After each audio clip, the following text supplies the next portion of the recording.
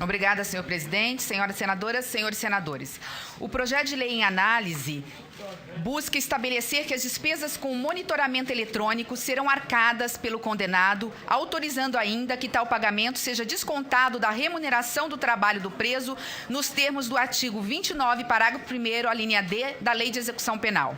O autor, em sua justificação, argumenta: segundo dados do primeiro Diagnóstico Nacional sobre Monitoração Eletrônica, divulgado pelo DEPEN, a despesa com cada preso que utiliza o sistema de monitoramento eletrônico é de R$ 300 por mês.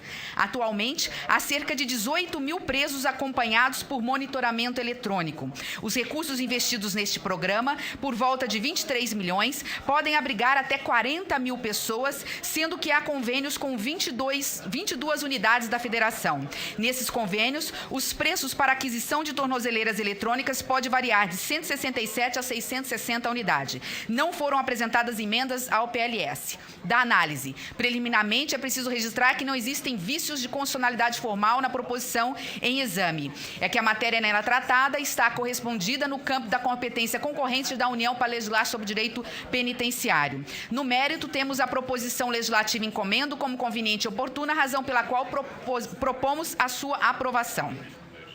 A introdução da chamada monitoração eletrônica revelou-se extremamente salutar para a execução penal no Brasil.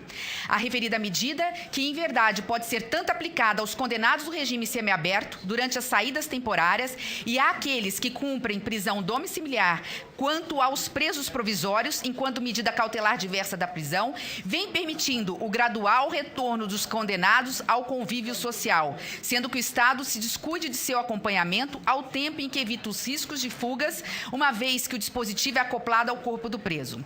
Trata-se de importante instrumento desencarcerador que enfatiza o propósito ressocializatório da pena.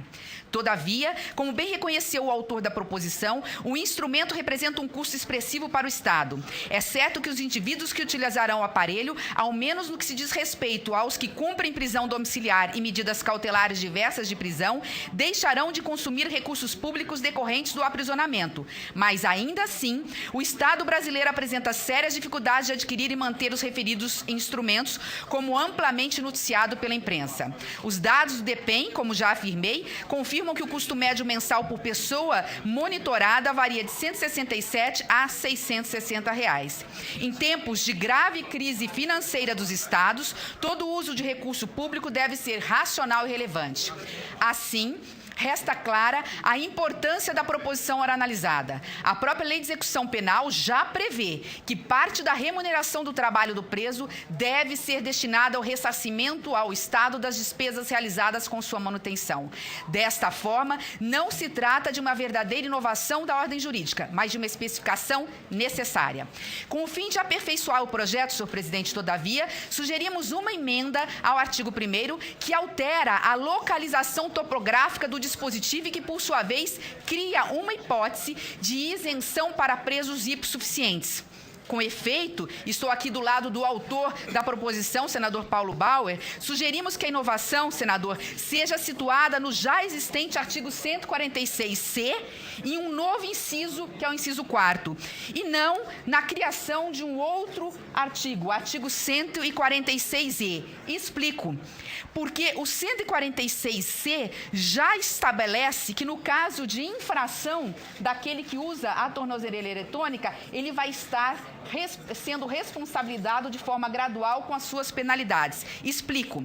Colocando-se essa inovação no artigo 146E, permitirá que o não ressarcimento das despesas com o monitoramento eletrônico pelo condenado implique na possibilidade de advertência, regressão do regime, revogação da autorização da saída temporária ou da prisão domiciliar nos moldes previstos no parágrafo único do mesmo artigo. Ou seja, vamos ter uma penalidade na infração e não pagamento desse monitoramento mensal.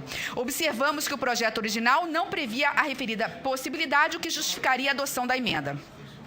Por outro lado, para que não se crie uma distinção injusta no que diz respeito ao tratamento de presos com boas condições financeiras e aqueles que sejam pobres, também sugerimos que se crie hipótese de isenção do pagamento das despesas aos condenados comprovadamente hipossuficientes. Compreendemos que a referida exceção, se não existe ou se não colocarmos, poderia coimar o dispositivo de inconstitucionalidade.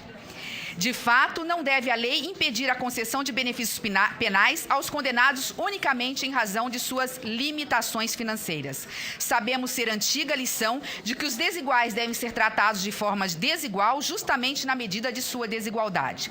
Esse é o quadro, criada a exceção acima, temos que a proposição é de evidente relevância, pois permite economia para os cofres públicos sem transformar em medida impeditiva da obtenção do benefício da monitoração eletrônica pelo condenado.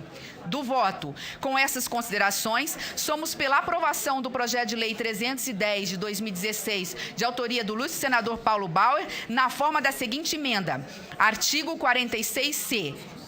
Inciso 4º, ressarcir ao Estado as despesas com o seu sistema de monitoração eletrônica, o que poderá ser feito na forma do artigo 29, parágrafo 1º, letra D desta lei. Parágrafo 2º, poderá ser concedida, mediante decisão judicial fundamentada, a isenção do pagamento das despesas previstas no inciso 4º do CAPT aos condenados comprovadamente hipossuficientes. É o relatório que coloca a apreciação desta douta comissão, senhor presidente.